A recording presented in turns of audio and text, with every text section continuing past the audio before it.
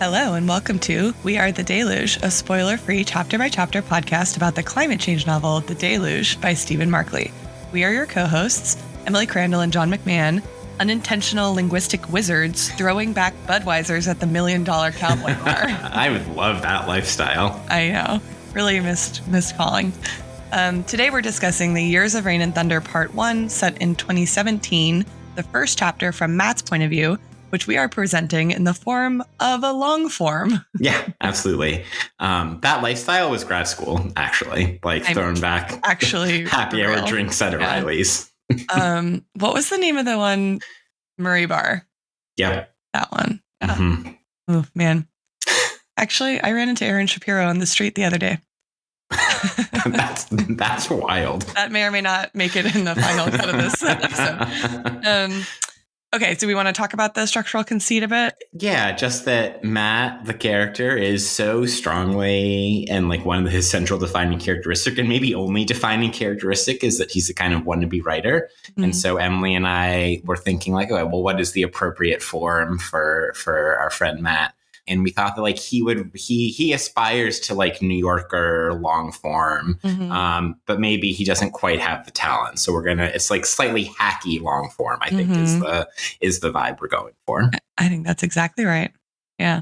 And all hacky long form, we're going to start with a hook.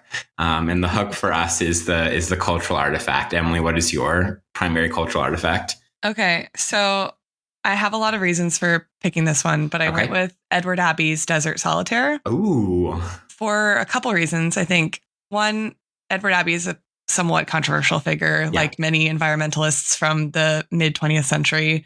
He struggled with a kind of racism about mm-hmm. population control. Mm-hmm. He has been accused of being sort of sexist, I think, more in his writing and in his politics than interpersonally. He wasn't posthumously Me Too'd or anything, but he also had a kind of contempt for humanity and politics, and really, I think his idea of the wilderness is not that it's not a luxury, but also that it's not something that we should cut ourselves off from, but that Beautiful. Wilderness is a sort of human necessity. And so in that sense, really thinking about humans as part of the landscape, but the landscape as not a commodity that can be sort of consumed.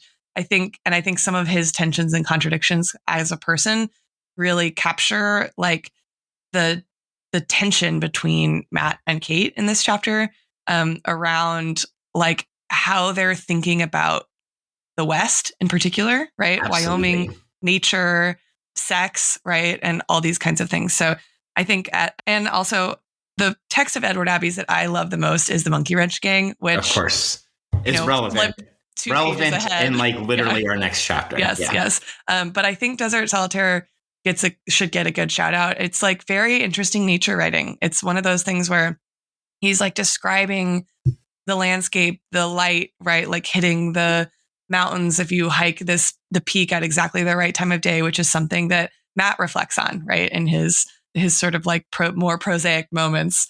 And, but then also the sort of inaneness of the bureaucracy, right? That there's a guy just kind of taking tickets and people driving up and snapping photos and then getting back in their cars. And his sort of Abbey is very much a sort of curmudgeon about, about bureaucracy, right? About, I don't know, liberalism even mm-hmm. a little bit. And so I just thought it was a sort of appropriately captures some of the dynamics that are being really set up in this chapter, but I think that kind of constitute some tensions between Matt and Kate throughout, if I recall correctly. Yeah, I think that's right. And I like that I think shades Matt in a particularly interesting direction, right? Because at times he is, I think, enacting and idealizing the fantasy that Abbey and others critique. Mm-hmm. But then he also has the inklings, some of it on his own, a lot of it through Kate, mm-hmm. Most of it through Kate,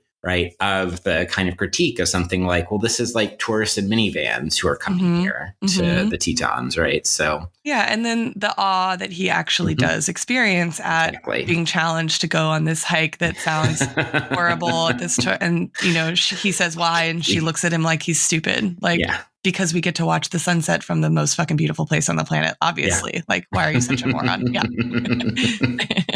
Yeah. That's excellent. My one, and that sets up my theory, but I'm going to go in quite a different direction with my cultural artifact. Okay. I propose that you read this chapter alongside Jeffrey Eugenides' The Marriage Plot. Ooh. And so, like, on a most simple level, like, Matt obviously is a wannabe writer, and I could see him like aspiring to a Jeffrey Eugenides type like status in the world, or like reading and enjoying Jeffrey Eugenides. But I think there's like the substance actually tells us a lot more about some of the things that are happening in this chapter, right? So Marriage Plot is a novel that is about sex and love and relationships in the context of changing norms around sex and love and relationships, right? So it's set in the 80s, if I remember correctly. And so, like, you know, debates about sexual freedom and whatever are present in a particular form, like in the Reagan years. And it's a book that is about sex and love and relationships in the context of academia and people throwing around words. Like, if I remember correctly, like there's a lot of Derrida in there. There's like a semiotics seminar that is a setting for one of the things. Amazing. I've never read this, but it's been on my list for a while. I just forgot about it. So I enjoyed it. And it's also like Jeffrey Eugenides' Marriage Plot, a novel about writing a novel, and whether you can do a marriage plot novel in, you know, I forget exactly what year he wrote that, but again, it's set in the 80s, right? So that's like the marriage plot threads that I'm drawing on. And then when we bring it to the Deluge, I think there's a like the character Matt version of this, and then the writer Stephen Markley version of this, because Matt is contending with what it means to write and to live his life in relation to someone who's bringing both, like throwing around philosophy like Arendt or ecofeminism or settler colonialism language, and also someone who's like bringing changing norms around sex and love and relationships, right? Like Kate refuses monogamy, that like she refuses what she calls possessive monogamy, right? That like she's poly or open or whatever she would define herself, and so on and so forth. So like Matt is, I think, contending with some of the same things that are thematics of that novel.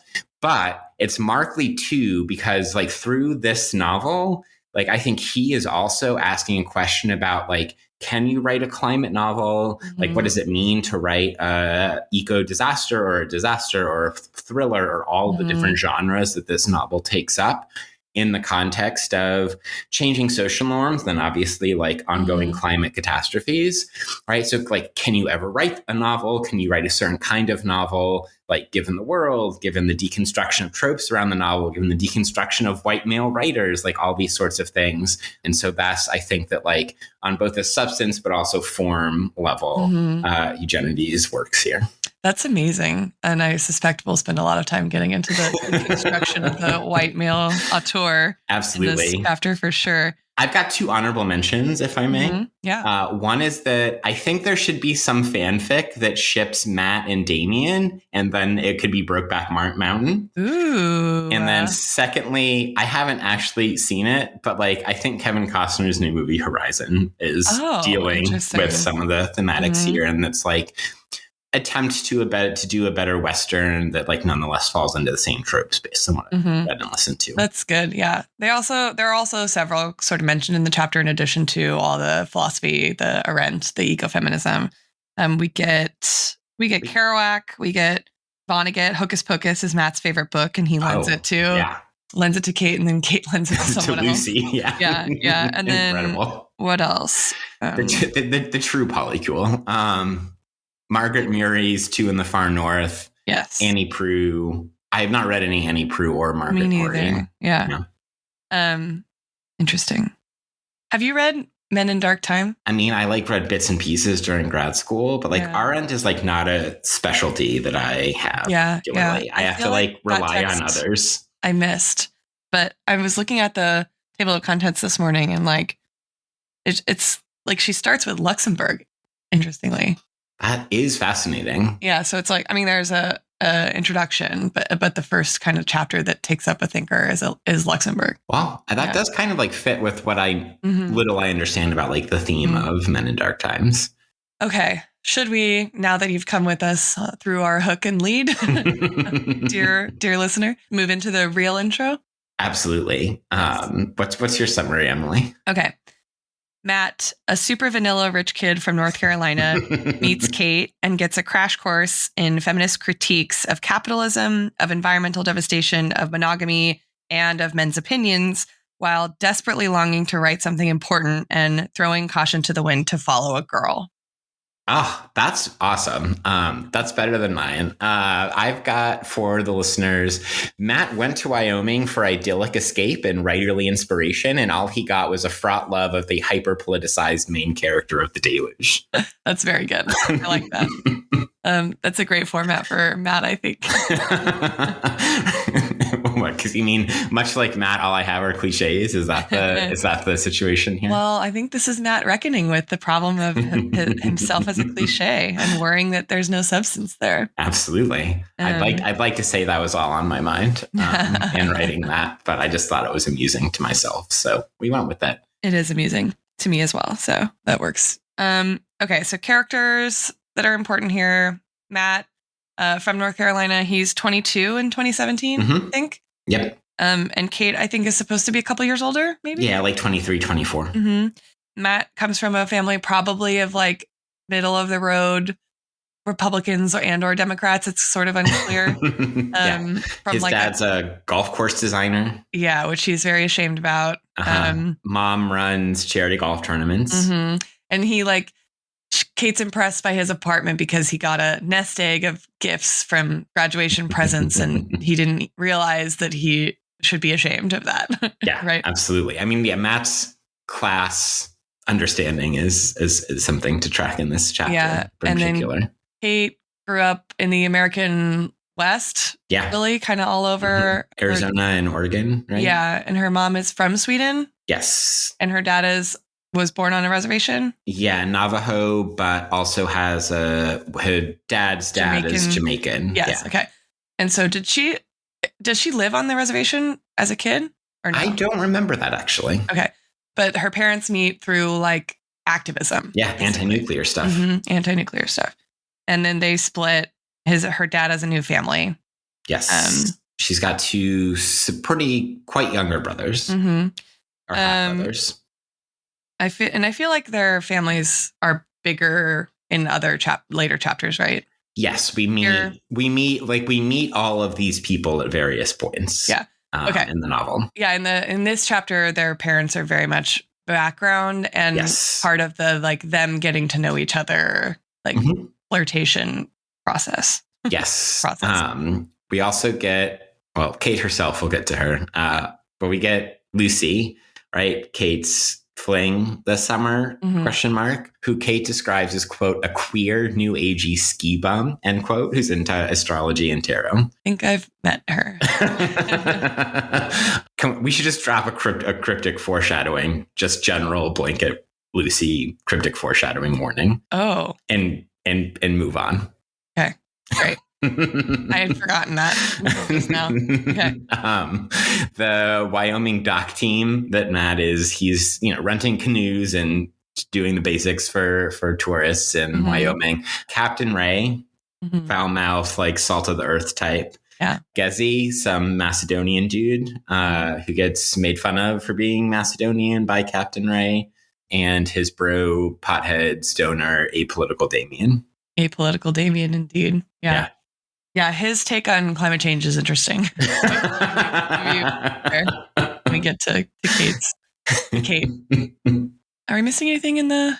No, I think Kate is where we're going to start in themes and reactions. So I think our real intro is completed.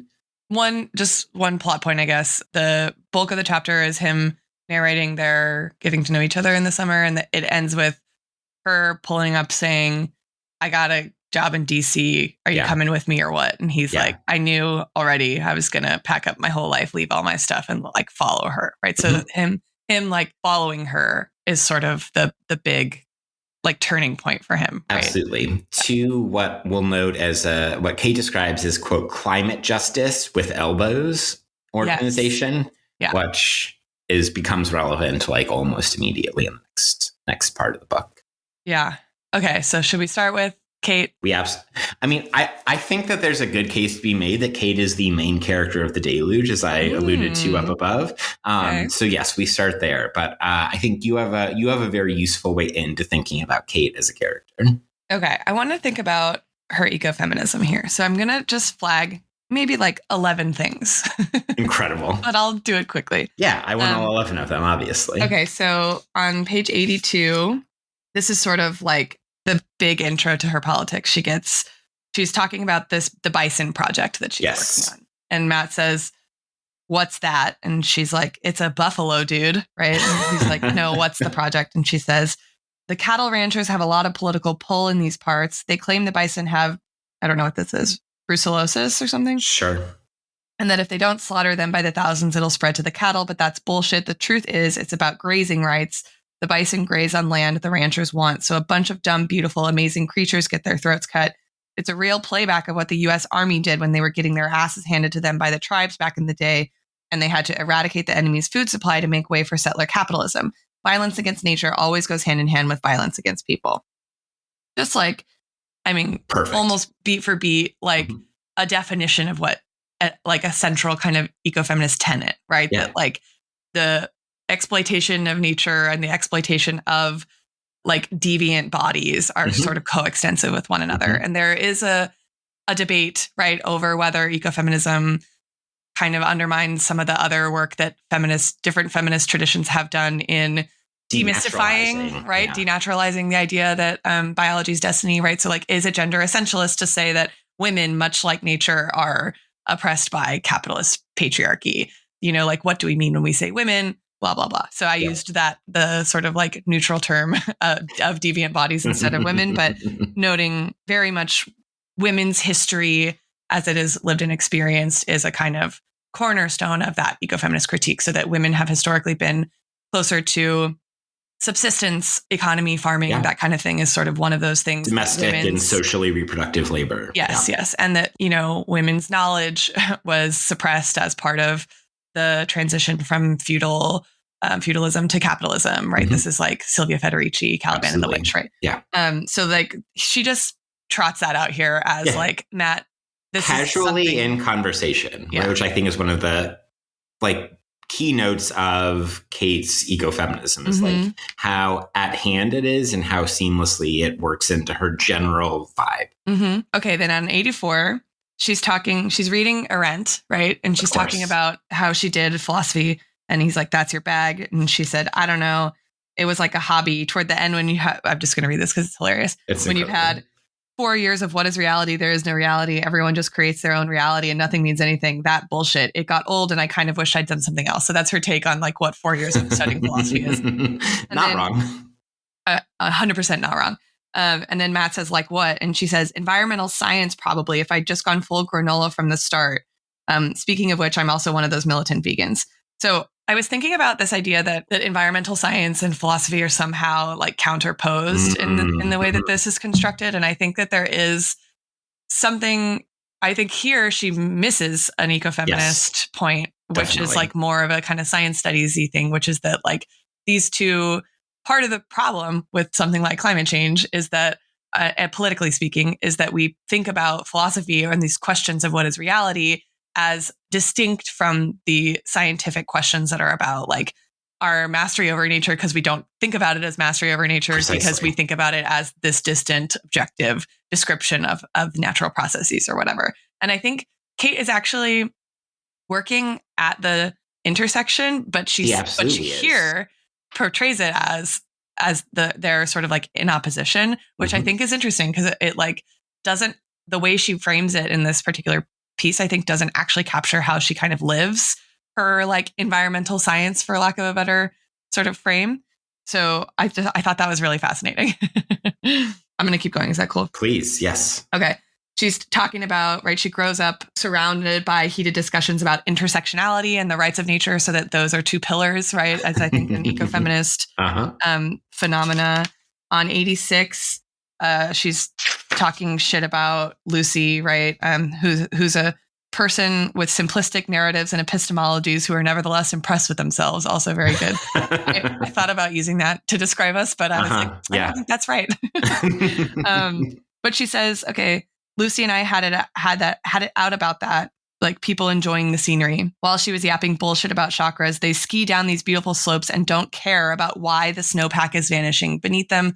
So again, this like idea that nature is not just this sort of like dead resource that's there specifically for human enjoyment and human use, but that like part of the awesomeness of it is how we're destroying it, which I think is very much an ecofeminist sensibility there. On 88 and 89, she this is when they're going on the hike. Yep. And she's like, do you want to do push on and camp the divide? So it's a place where there's no campsite. It's farther than he thought that they were going to be camping. It's potentially like a little bit dangerous to do so close to sunset, but it's like it's the most beautiful place. It's the most beautiful view. And Matt says, I sense the test inherent in her suggestion. It wasn't a test of my masculinity, but a test of how I dealt with being out of my element.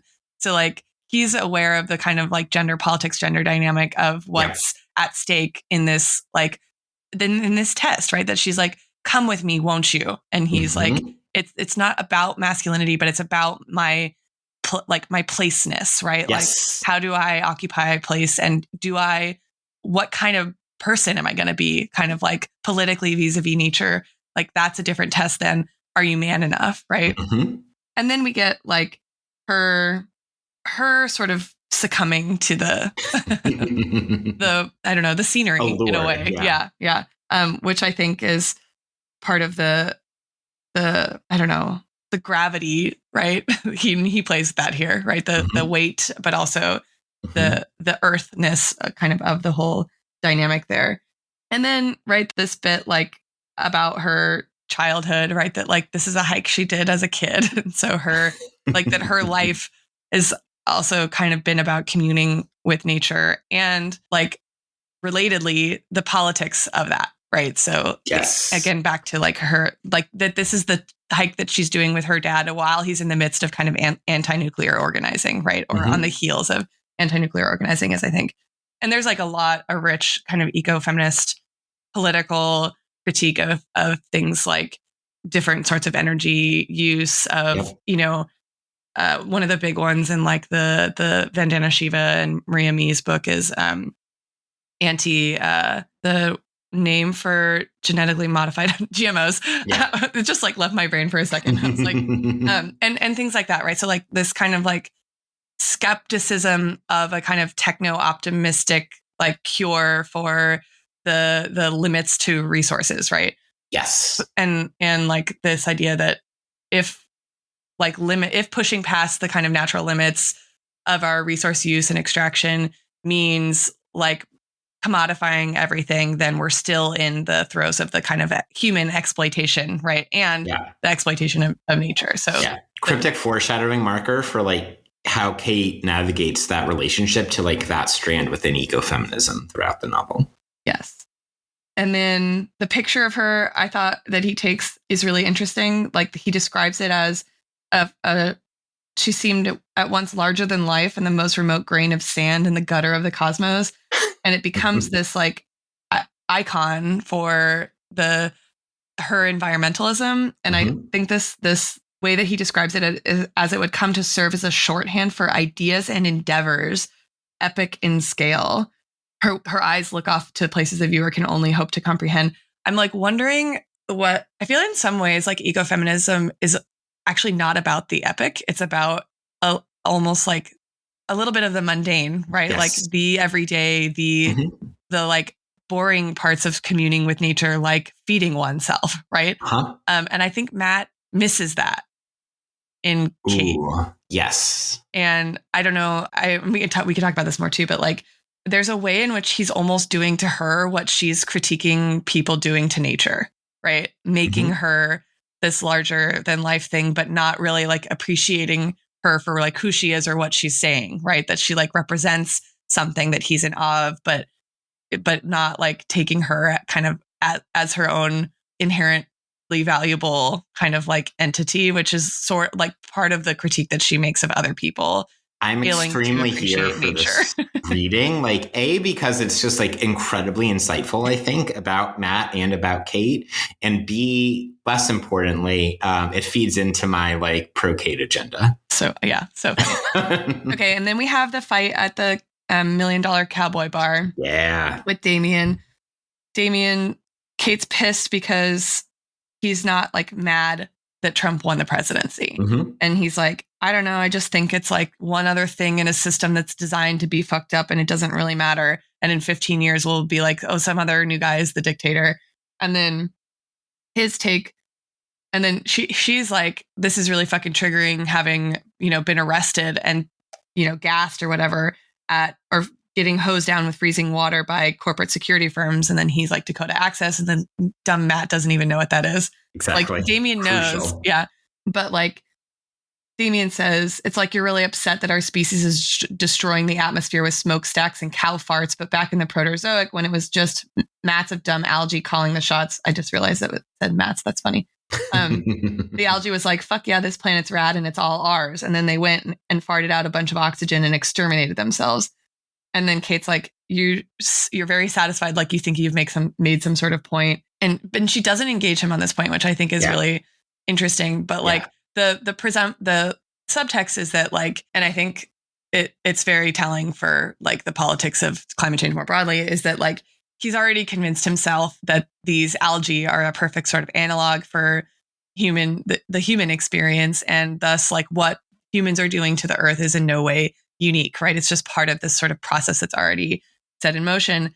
And she's like, that's not an argument. Right. And so I'm not going to argue with you because you've made no argument. You've made no point. Yes. As like witness the next and final line from Damien, which is like just one big bong rip rather than a line or a thought or an argument. Yeah. Like just that everyone's running around trying to fix humanity, but the only fixed thing is change. You got to let go, dude. Embrace the chaos. Answered by Kate with not an argument, but how about I fucking punch you instead? Yeah, it's amazing. And then like he sees her office and he's like, oh, you're the only person basically working on this project. And so like, I think that whole exchange really encapsulates, I don't know, Kate's personal connection, right? Yes.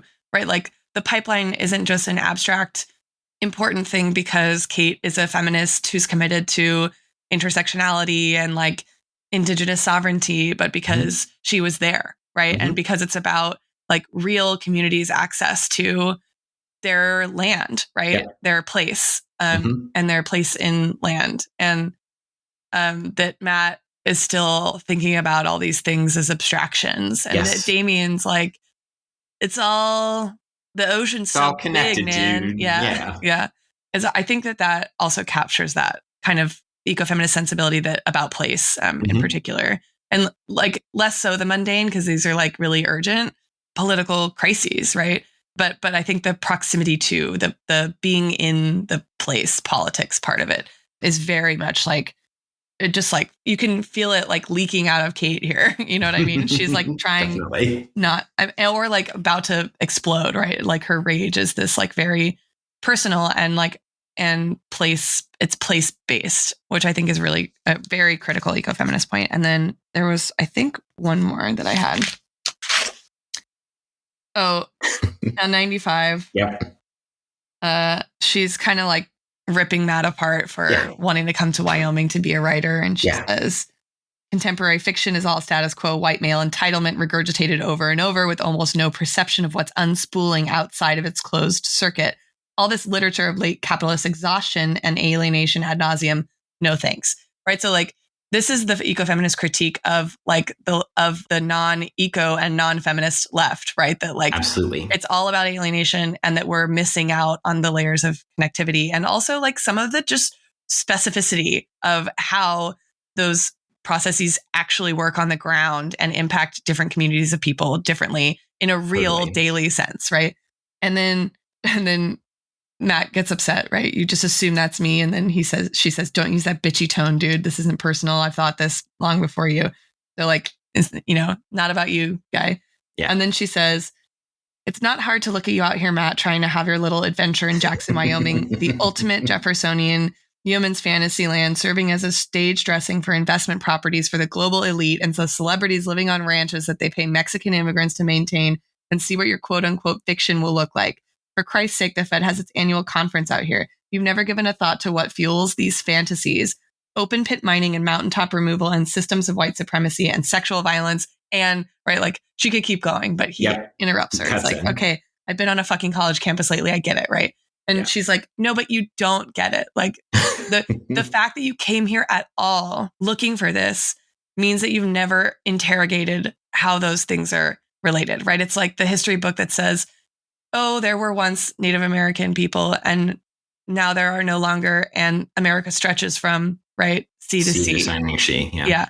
And like that you thought you could come here, like literally go west to find something to write about. That it's your inheritance, your birthright, your entitlement, right? As the word she uses at the bottom of that page. Yeah.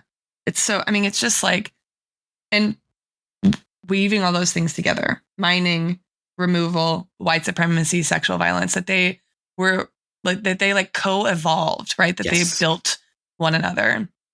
And they like that they need to be unspooled if like we're actually going to do anything meaningful about mining and mountaintop removal, right? Or systems of white supremacy and sexual violence that we can't really like cherry pick, I guess, is one of the insights there that she's very interested in.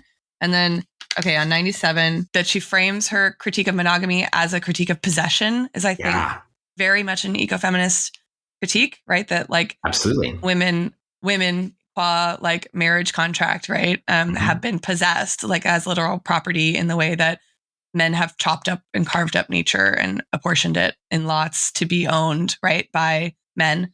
And then in 99, this is a moment where the timeline jumps, which is interesting. So he's with the guys, they're looking over the mountains, and then this thing that Kate has said to him once comes to mind, but we don't know if she said it to him once during this summer in Wyoming or if she said it to him once sometime later in their life and he's writing it and setting it in the moment of 2017. But she says, put a pin in that one. Yeah. We carve out these places in the world, spare them from our cruelties, but only because it's one of the last ways we can still feel mystery. And then even our sense of mystery becomes another consumer edifice. So this idea that like our only access to nature is as a commodity is a pervasive part of her ecofeminist critique in this chapter. And I think in the rest of the book, probably. Yeah. So I thought it was really interesting. Sorry, that was a lot of places, but I think the threads, like there is a lot of kind of tension and disagreement in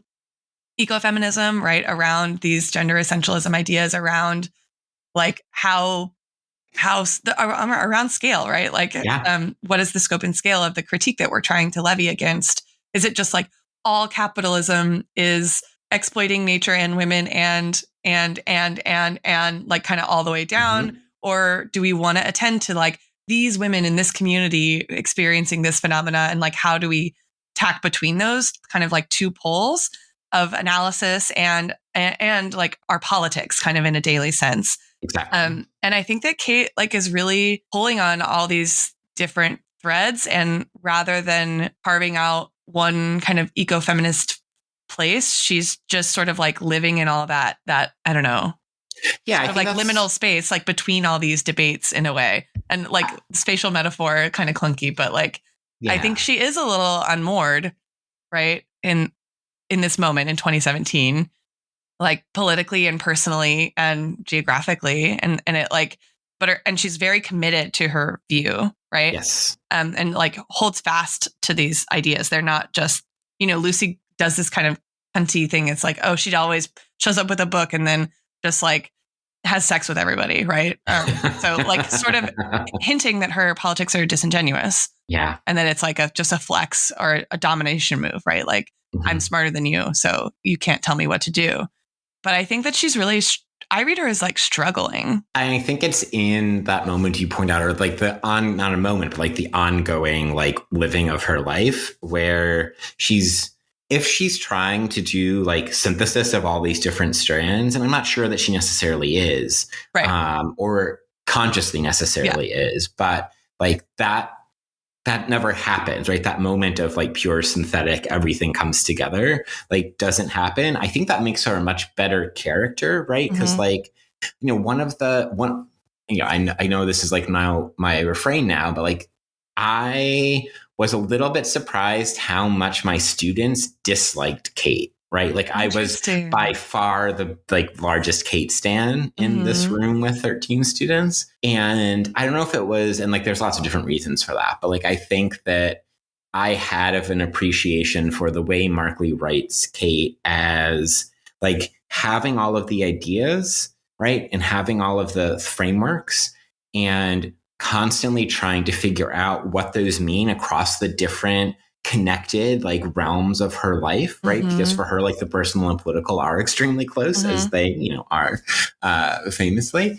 And there's something about the way that Kate like both is attracted to, but like repelled by Matt. And that there's something about like that particular relationship is emblematic of, I think, this like larger, like how does she fit these connected but not exactly the same and not thoroughly like assimilable pieces into one another, as she like has that commitment and has the vision and has the ideas and has the frameworks and has this like unbounded energy to do all of those things. And like, what do you do with that? And like, how do you take this set of political principles, which like you so like comprehensively showed us, like she has, but like, what does that mean in practice? And that includes like her bartending, that includes her personal relationships, that includes the Bison Project, that includes, you know, Standing Rock, that includes like all of these different, this Climate Justice with Elbows org that's she's mysteriously going to, how she picks up and assembles those threads and what they actually mean concretely in practice is an open question for her. And like, we basically only ever get that through Matt, which is one of the fascinating things about Kate as a character, and like such a foundational choice to this novel that Kate is a central, if not the central character, but like we only ever get her with some quasi exceptions, cryptic foreshadowing. We don't get her inner monologue the way we do for, you know, the 6 POV characters who are also arguably the main characters, but like Kate's always this kind of like, you know, it's the effect where like the thing that you're observing, like the fact that you're doing the observing change the thing that you're observing. Like scientists in the room. Yeah, exactly. Yeah. Like that's true also of Kate as a character in this novel. I love that. And that's like also a kind of science studies. Yes, of course. Like philosophical argument, right? About the nature of neutral, objective observation, or the promise of it more broadly, right? The old school insider outsider paradigm in like anthropology, right? But like scaled up to the level of like, does the scientist in the room matter for our ability to see the atom under the microscope, right? Like, exactly. Yeah. Woo, man, we're going there. Yeah. I mean, like as a human, as a character, like what do you make of Kate at this early stage, or like at this early stage, knowing where things are going? Yeah. I mean, the thing that I like about her is that she's fallible. Yes. Like, I think I find her casual, sort of like the way she casually weaves these complex philosophical arguments into conversation, I don't find it disingenuous. I think that she very much is like those, she's been like hailed by those texts, right? Interpolated through them, if I may. And they are, for her, a part of her everyday experience. But I read her as kind of struggling to reconcile some of that stuff. I mean, just in the list of contexts in her life that you just made, like the bar, right, is sort of one of them, that she like very much is aware that she has to make tips, right? And she acts a certain way in the bar and taps into a certain thing about herself that she knows is attractive to men, right? For the purpose of making money, right? So like in that sense, she's playing, right? She's playing along with herself, like commodifying herself in exchange for this wage, right? Scare quotes around wage. And I think I find that compelling. Me too. I mean, this is like one of our grad school friend group like bits, right? The lipstick Marxist thing. Like we all hate capitalism and like to buy things sometimes. Like and I'm very much simplifying our capital T, capital D discourse, but like, that, it's something we talked about a lot, not necessarily just as like scholars in our own work, but just like how to navigate like living in New York City while going to a public university where the stipend is like not livable, right? And like wanting to be more politically engaged, but like literally not having the time, right? And things like that. And I think that Kate, like, I don't know, her struggle with that just really fucking resonated with me. And I find her realistic and compelling in her realism, if that makes sense. Yes. And that there's a tension there with the way that Matt writes her and the way that I think other characters will consider her as like a little bit of a superhero or like a too good to be true. But your emphasis on her ultimate fallibility, what she understands about herself, I think, is saves her from being like more of a trope. Like she actually gets to be a character, even though it's always other people observing her and perceiving her and talking about her and interpreting and interpolating, to your point. Yeah. I mean, and maybe that's me reading into it, but that's how I read her when I read this book and why she didn't bother me. Because I think if she had been like completely presented as a superhero, I probably would have found her politics disingenuous. Yeah, exactly. But I definitely read her in that sense. Yeah. Did we miss any ecofeminism? No, I think it was quite comprehensive. I wanted to point out some of the other moments that weren't just the very obvious ones, because I think for her it really is a practice. Yes. And I think the way she talks about it and the way she navigates sex and romance and stuff, like, really encapsulates, again, like some of these diverse and debated like threads, right? And these points of contention even. So I liked that. I thought it was like a realistic take on ecofeminism as a kind of way as a practice or as a way of seeing the world. So I liked it. Yeah. And I mean, she's a little bit of a jerk, right? Or maybe a lot of bit of a jerk, or an asshole. And like at times quite intentionally and cuttingly, right? Like if we think about some of the many conversations with Matt that you highlighted for us. And then at times I also think it's like the extension of her fallibility, right? Where she maybe takes it one step farther than she necessarily intended to as part of that practice. Right. Yeah. She's like, your white man tears I don't care about them politically, but I like you as a person and I don't want to hurt you. So like that tension. Yeah, absolutely. Where should we go? I mean, I think to the point that to kind of Kate's central conceit and critique of Matt in this chapter, which is that like Matt is the like white male entitled writer or whatever. And that he is extremely down bad for Kate. And as a result of that is forced to, by Kate's like force of argument and critique and self, to examine what it means for him to write at all, or like, and for the first time, as you pointed out in narrating kind of Kate's ecofeminist practice, like that Matt hasn't had to really think about this. And so many times, like he pushes back, like including quite angrily, but like also knows that like Kate got him. Yeah. Right. And I think that that's notable. And like one I think like one way to look at Matt, I should say, is that I think it's a little bit of, or maybe a lot of it, I don't know, a stand-in for Stephen Markley himself. And like maybe the closest we have to a stand-in for the author. And I know like death of the author and all of that, but like I think it's still an interesting way to, or a generative way to think about the book, because, like as we've even talked about so far on the podcast, like Markley, is a white male writer who's like writing a bunch of characters who are quite different than himself and inhabiting in thought a bunch of characters who are quite different from himself. And so like, I think that Matt becomes a place, like intentionally, unintentionally, what does intention even mean if we're like thinking on a psychoanalytic way or whatever, how like might Markley comment on his very position writing this novel, or like what it means to write this novel as himself, like to be able to put that into a character in the novel itself, like is on the one hand quite a kind of classic sort of move, right? This was like part of my Eugenides stuff. But on the other hand, like I think does excellent work in this chapter in particular. Like I think it's true in other Matt chapters to come, but I feel that he's a little bit the stand-in, like more so than anywhere else, right? Because like there's the way that Matt is constantly commenting on people as if they were characters in a novel, which of course they are, right? Like I'm thinking, about Ray, who quite literally is referred to as a character you'd quote someday figure into a novel. Yeah, so funny. So like there's that aspect of it. But then there's also the like cutting down or attempt to cut down of what Kate calls the status quo white male entitlement, which like, I don't know. I think we can read that more generously as like a little bit of self-satirization. And like same thing with like the critique of late capitalist exhaustion and alienation ad nauseum, right? Or like it's also maybe a tiny bit of humble bragging, like look what I can do. Yeah. And I'm fine with both of those, withholding both of those things. Yeah.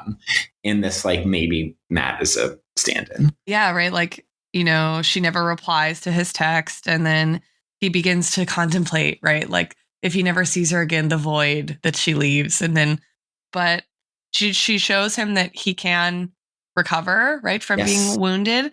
But also he's like, everything I've written is inane and my life is silly. So I don't know. It's like I think there is that play there. It's like, I'm impressive. And do I even have the authority, right? Quote unquote, to take on all these characters. I think just in how meta some of the stuff is, that there is a bit of a wink to the. Oh, for sure. Like I think, how long did it take him to write this book? Like 25 years. I think. Yeah. Like I'm fine. Like if an author wants to show off, but do it in a way like that's not the only thing that they're doing, I'm absolutely here for it. And there are so many moments of this novel is just like showing off. And again, that I don't say that as a critique. Like there are ways to critique it, right, through some of like Kate's criticisms in this chapter. But I think it can be done well and can be done poorly. And most of the time, I actually think it's done well. Yeah, I think too. There's there's another like nod to the like PC police in this chapter, and it's in the closing bit when Kate's like inviting Matt basically to go, and she's like, I want you to think about this without your preconceived notion and social constructs. And then he says, talk to me like a fucking person, I begged, quit with the PC robot jargonese. And I think it's interesting that this is like now the fourth chapter where we've had a person in a conversation with someone else decry the sort of like cancel culture of, or like social justice warrior, like culture. And I think that's an interesting thing for an author to do as well, right? To like weave in a thread of social commentary that's never taken up explicitly, but it's always sort of the background for like an argument between two characters.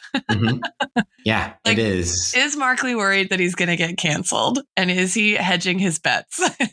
Oh, I think yes. And, there are times when my students wanted to locate cancel Markley throughout the reading of this novel. Oh, interesting. Yeah. But yeah, maybe one or two more things to end with here that we focused a little bit on kind of Kate ecofeminism and that practice, but what did you think about the interpersonal relationships that Matt and Kate build over time with one another, or like Matt's relationships with his bros at the dock or whatever?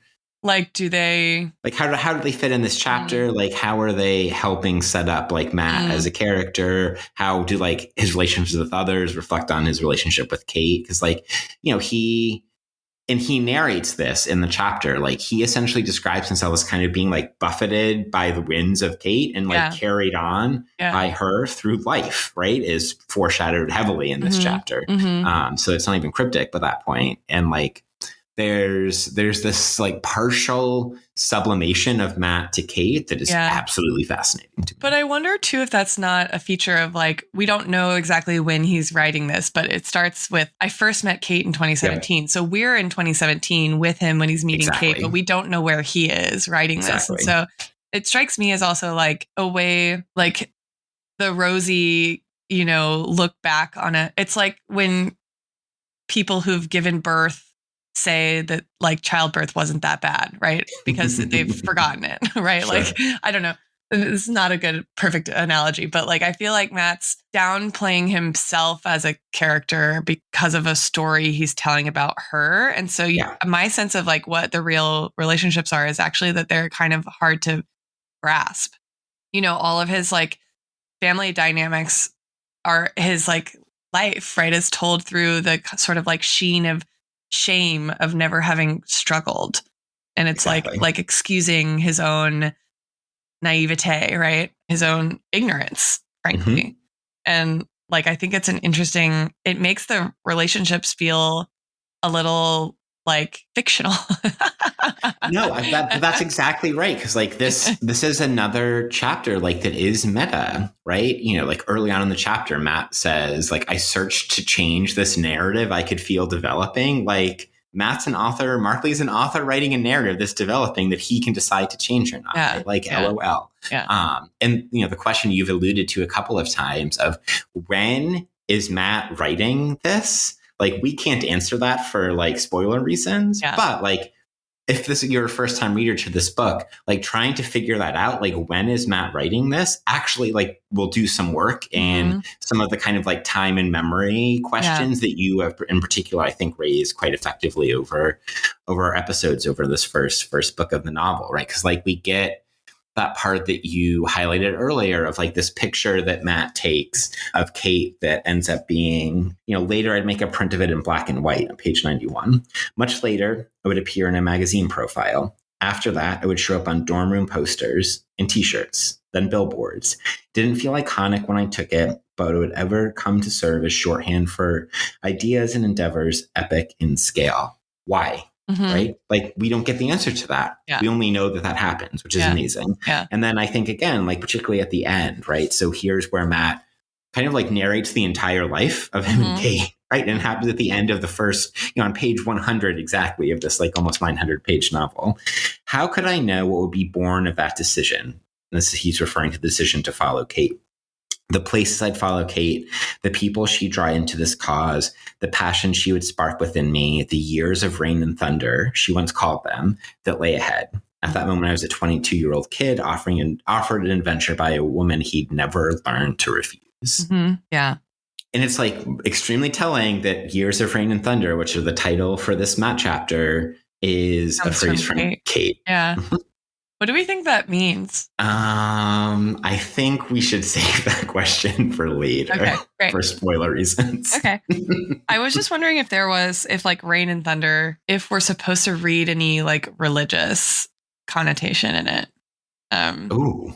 Just like thinking about the lion, you know, and the sort of the nature of the looming threat, right? If it's I'm into it. Like for Kate, it's political and scientific, right? We're overmining, we're blowing up mountaintops, and we're displacing indigenous groups and like abusing women, right? And like and that's the nature of the threat, right? And it's kind of totality, but like it's also a sort of existential threat, right? In a way that I think she maybe like in this chapter doesn't really come across as kind of part of her sensibility, except I think Years of Rain and Thunder has a kind of gravitas to me that seems like existential, not just like weather. Right. I like the existential reading of it. And I think that goes alongside with like, I think for Matt, it means maybe the existentialist part. And I think it like means plot events that he will narrate throughout the book. And I think there's a bit of a metaphor that he's playing with there. Okay, well, we'll come back to it. Probably shouldn't say more than that. We will come back to it.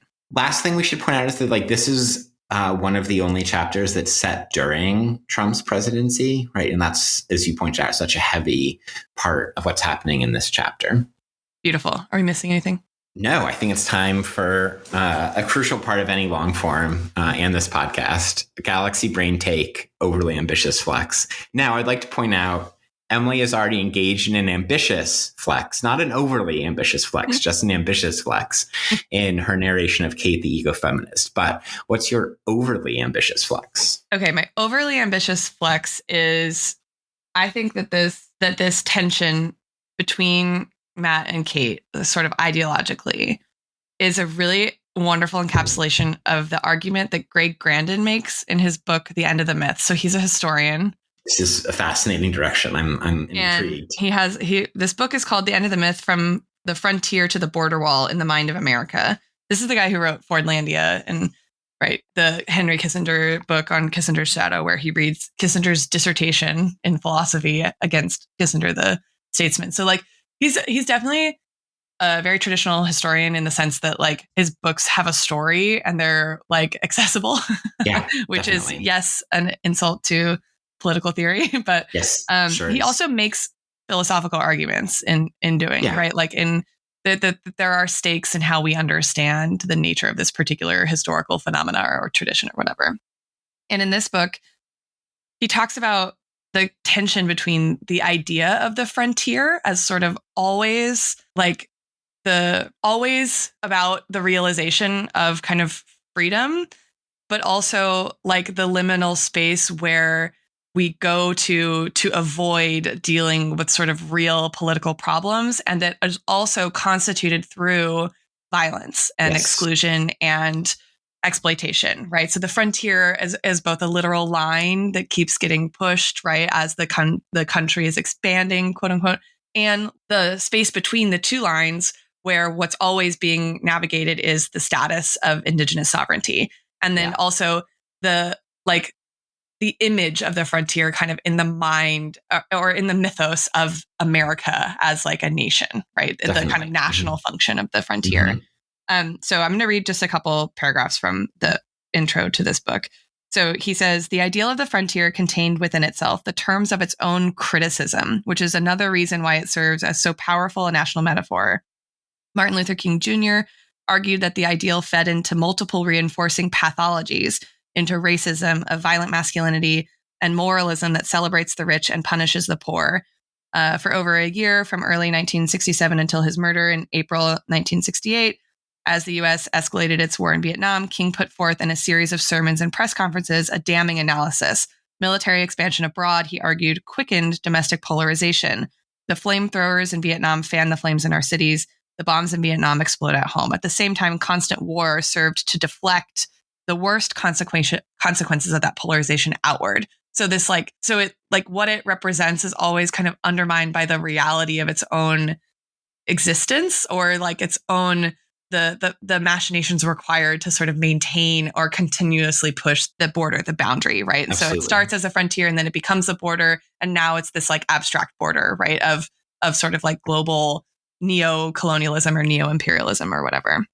And then he says, King's point is as simple as it is profound. A constant fleeing forward allowed the United States to avoid a true reckoning with its social problems, such as economic inequality, racism, crime and punishment, and violence. Crime and punishment as kind of one problem.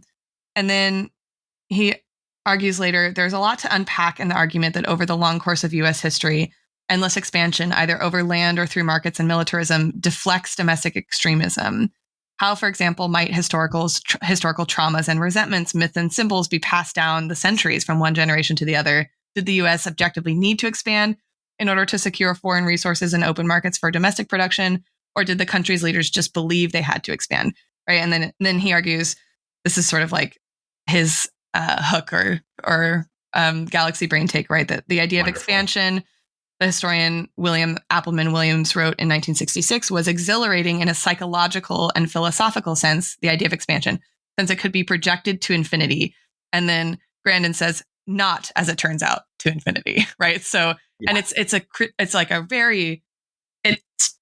a really fascinating book. He spends a lot of time with Jacksonian politics, of course, which is, I think, interesting because of that nod to or Kate's like specific nod to that. But I think that this, like Matt, right, like wanting to arrive at the frontier, right, to sort of like discover himself and to like realize something meaningful is, right, that he's like literally going to the West. Yes. And it's not that from the East Coast, right? From the East Coast, from the Mid-Atlantic, right? From like one of the OG colonies. It's like very, to think about it as a journey that is sort of like embedded in the DNA, right, of the myth of America is, I think, a different kind of indictment of Matt's politics than the one that they actually get into kind of in their verbal discourse, right? So this is just in the beginning. I'd come to work in Wyoming after graduation, driven by directionless aspirations to become a writer. my cap and gown barely hit the floor of my room before I was striking off from Chapel Hill to the wild blue yonder of the American West, like capital A, capital W, right? Why not light out for the territories?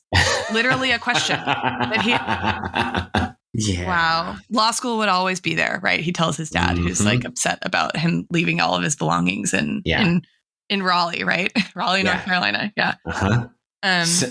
Named after an OG colonist, Walter. Yeah. I was just thinking that that the frontier as a site of liberation, but of also violence and oppression, and of a racialized, sexualized nature, but also of a capitalist nature. Yes, definitely. Is that's exactly the ideological tension between Matt and Kate in this book, that Matt thinks of it as his right to go west, strike out west for the territories. And Kate's like, cool, well, you're going to have to grapple with the reality of what that means, right? Which is this violent underside. Also, just as a note, one of the things in Grandin's book that he spends a lot of time with is the metaphor of the safety valve. So the frontier as a safety valve that releases pressure. Which is kind of what Jefferson and others in the time period, right? In the, let's call it very early 19th century, part of what they understood to be one of the political uses of the frontier. And also, if we think about the frontier thesis and et cetera, that's also part of his argument. Yes.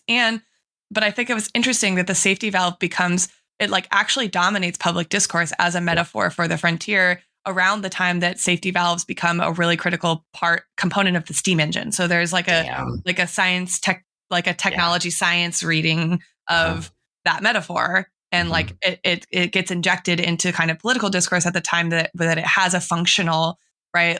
You scientific technological utility for economic expansion as well, right? Which is both literal westward and limitless, right? And then there's also in the book a really long footnote reference to Blood Meridian, which came up in the Jackie chapter. So I was like, this is also, I've been reading this book all summer. And when I read this chapter, I was like, wait a minute, this is weird. I'm reading these two things at the same time. But there's so many connections to I don't know, how intimately interwoven the scientific discourse is with the economic expansion discourse, with the literal, what is America kind of mythos and question. And I hadn't, we talked a bit at the outset of reading this book and why reading this book about the fact that it is very American. And we talked about this in the Keto chapter with Ohio. But I was struck at this whole thread of actually how American it is that I hadn't really picked up on. And it's this engagement. There is this engagement with the frontier, this reckoning with the politics of striking out to the territories that is just stabs at the heart of the entire mythology of the whole thing. Yeah. That I think is very poignant. It is. I mean, it's one of these things. And I think part of the reasons why it's easy to lose track of precisely that point is because A, this novel is gigantic, and B, it does 7,000 different things. And so we're inevitably going to forget some of the things that it does, including here's a chapter that lays bare the violence and mythology of American frontierism. Yeah. Whoa, this is why you do a podcast though, because then it's committed to the record for for infinity, right?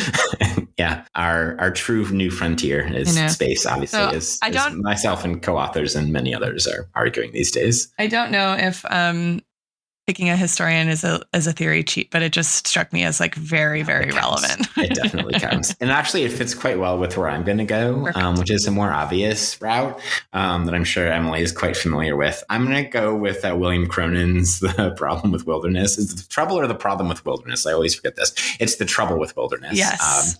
And so it engages in some, but without the colonialism critique of the ideas that Emily just raised. Indeed, that's one of the things that it's come in criticism for is its failure to seriously engage with the colonialism, right? But one way to view the basic argument of Cronon's piece is that we view the environment as an escape or refuge or antidote.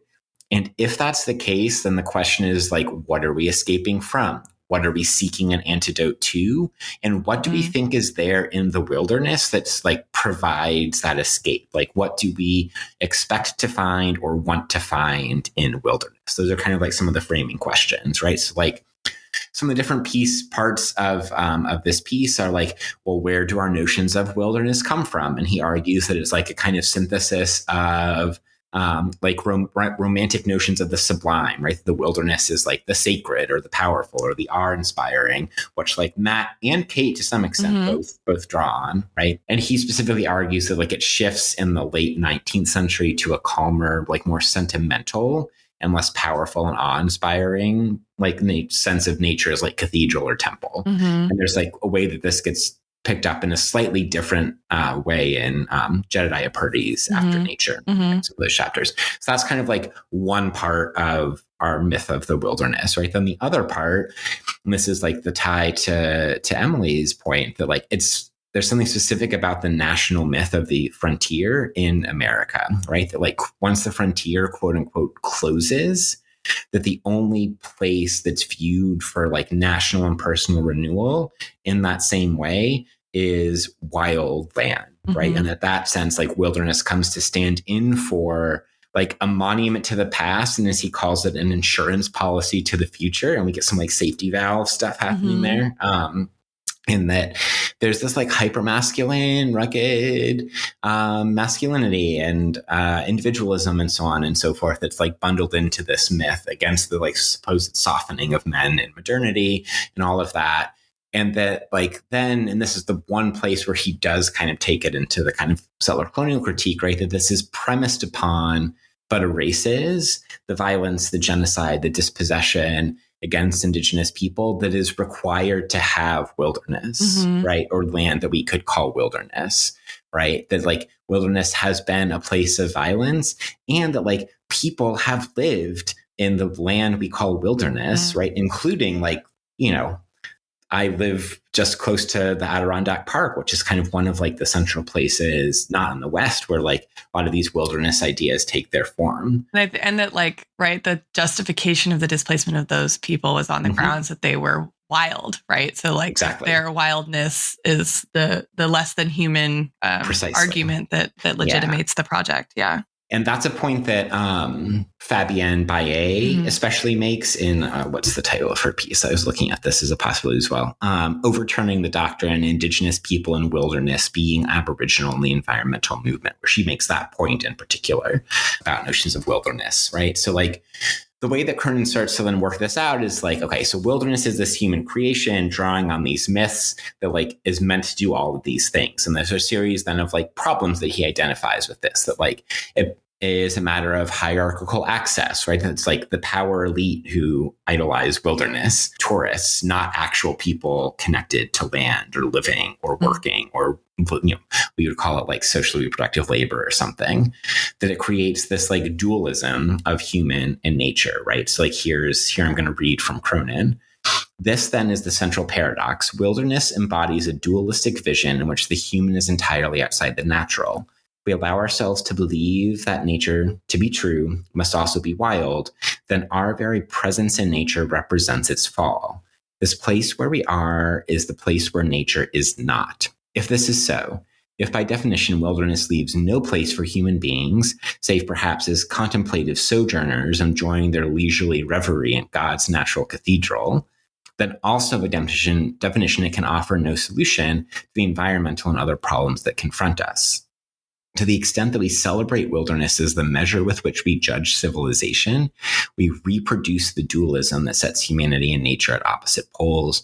We thereby leave ourselves little hope of discovering what an ethical, sustainable, honorable human place in nature might actually look like, right? And he takes that point further, right? That like wilderness doesn't actually solve, and in fact, like exacerbates a lot of kind of environmental problems. It doesn't necessarily have room for like any environmental justice vision, or requires a lot of extra work to get there, and doesn't contain that within its own. That it separates us from any land, from any relationship to the land that we inhabit, live in, work on, so on and so forth. right? So like, or like presumes that the land where we live is not land, right? Exactly. It's not nature, right?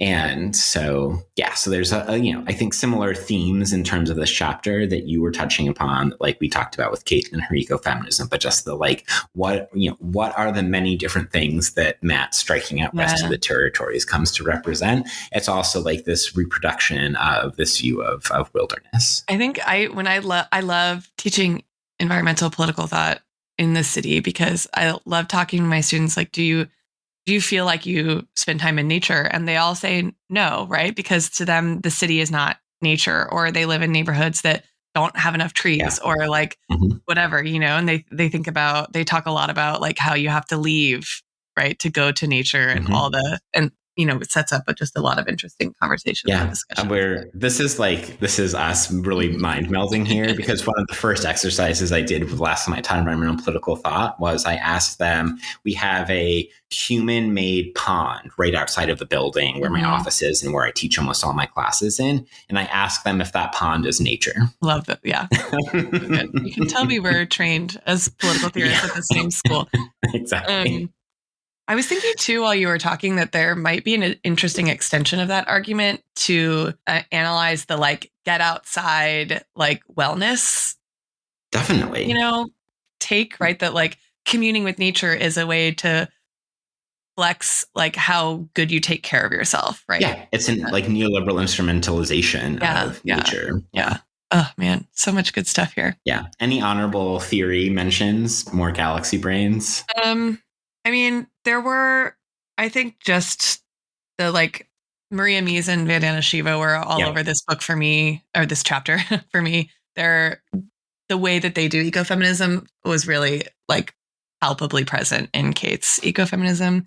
So that was a big one. But I figure, I don't know, there was just so much ecofeminism in here. I was like, it's kind of hard to pick one kind of like representative text for the reasons that I was talking about before, that there are so many kind of tensions and disagreements. But I think that I'm sure we'll come back to ecofeminism at some point. So we'll get I feel like there's a Karen Warren thing that I want to do at some point, I think, for this novel.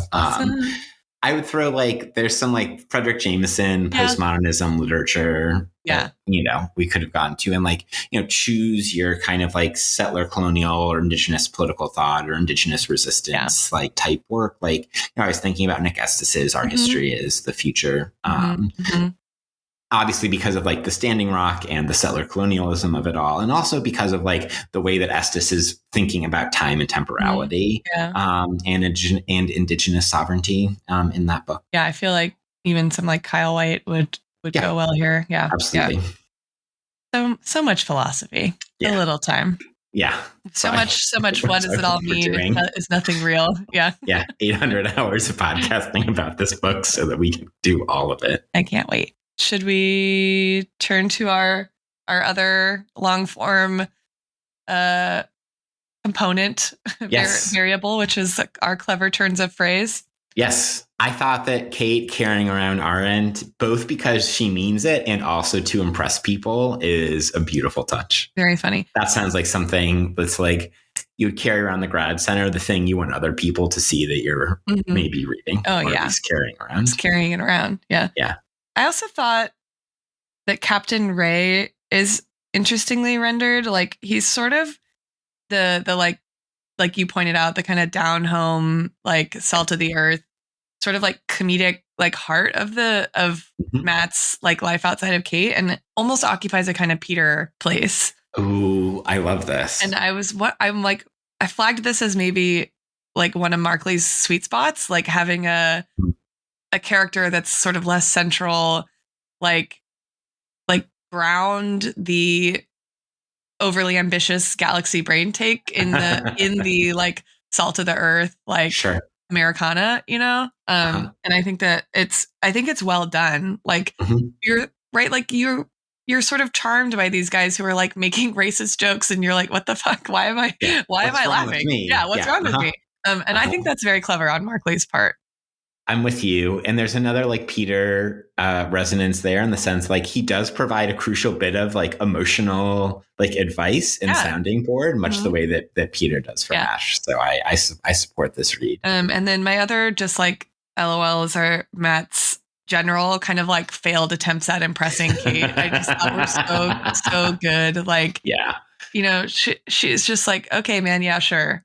And he's like reeling with the sting every time. And that is it's very amusingly rendered. It's not like, I don't think he comes off as, I mean, also we're in the problem of like him writing him as presumably some sort of adult writing himself as a 22-year-old kid, right? He calls himself a kid.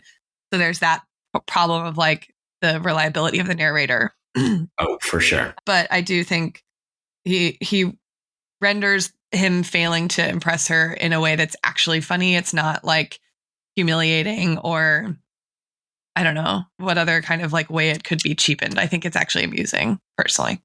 Yeah, definitely. I enjoyed the Kate being a vegan jokes and that like she's not a PETA vegan. I'm not a full-fledged PETA psycho, I swear. And then like the line about how she's going to stab anybody who eats meat across from her. Yeah, so good. But she also like is willing to compromise on those values later on in the chapter. So and I also think that like at times Kate's like lapsing into cliches that Matt is mostly just being whiny and calling her out on, but there's also a kernel of truth at times too. Yeah, those are good. That I thought was amusing. And I think we addressed much of the comedy throughout the discussion of Kate. I mean, I guess technically in a good long form piece, clever turns of phrase will be used throughout. Yeah. One hopes. Yeah. One hopes. How are we doing, guys? Okay. Are we ready for our conclusion? We're ready for our conclusion. In the episode title, Emily, what do you got? I went a little simple. The Years of Liberal Naivete, Part 1.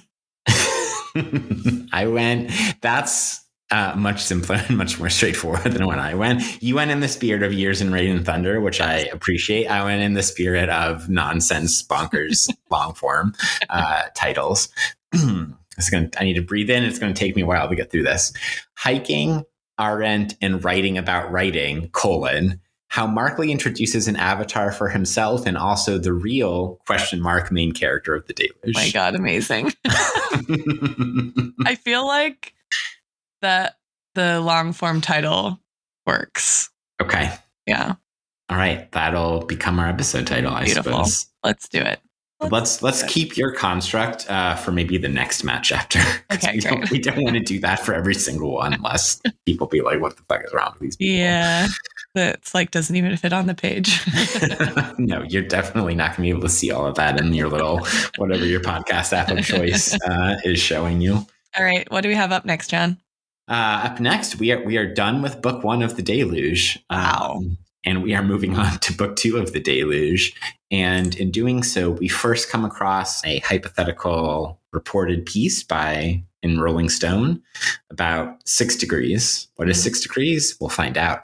And then secondly, the first full chapter, we get another Keeper chapter, quickly back to Keeper, entitled The Watch and the Blood Bank. That's set in 2025. So we have a substantial time jump, which I'm sure we will discuss when we get to those chapters. Catching up to our current moment.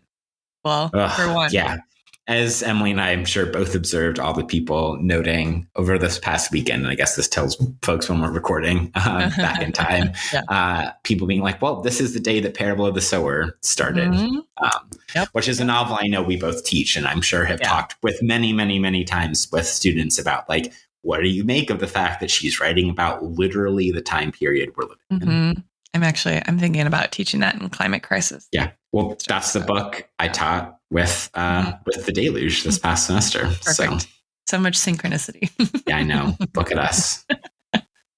All right. Thank you, everybody, for tuning in to We Are the Deluge. And we are the Deluge.